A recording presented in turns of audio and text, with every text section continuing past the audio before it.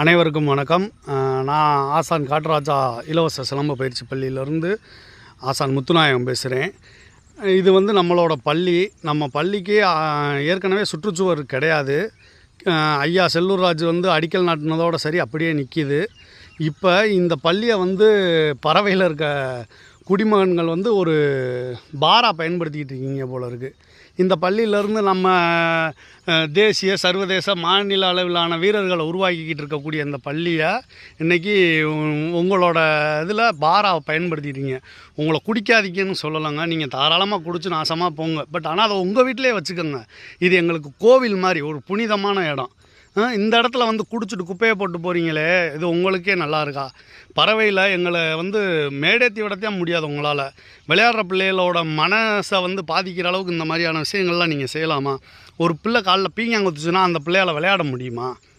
என்ன அர்த்தத்தில் பண்ணுறீங்கன்னே தெரியலைங்க. பறவை ஒரு நல்ல நிலைமைக்கு வரணுன்ற எண்ணத்தில் இருக்கவங்களா இருந்தால் தயவு செஞ்சு இந்த இடத்துல குடிக்கிற வேலையை வைக்காதீங்க, சரிங்களா? ஏற்கனவே இது கருவலங்காடு மாதிரி இருக்குது.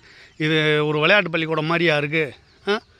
இவ்வளவு ஒரு கீழ்த்தரமாக நடந்துக்கிற இளைஞர்கள் இருந்தீங்கன்னா இந்த ஊர் எந்த அளவுக்கு நம்ம மேடேற்றி கொண்டு போக முடியும்? நீங்கள் குடிங்க, உங்களை நான் யாரையும் குடிக்காதீங்கலாம் சொல்ல, நல்லா வயிற்றுக்கு குடிச்சு உங்கள் வீட்டிலே இருந்து குடிச்சுக்கோங்க. இங்கே நம்ம பள்ளிக்கூடத்துக்குள்ளே இந்த வேலையெல்லாம் வைக்காதீங்க. பூரா சிகரெட்டு பாக்கெட்டும் குடிச்சுப்பிட்டு தண்ணி பாட்டிலுமா போட்டு போனீங்கன்னா இது எந்த வகையில் நியாயம்? ஏதாவது ஒரு ஒரு ஒரு ஒரு அர்த்தத்தில் சொல்லுங்கள்.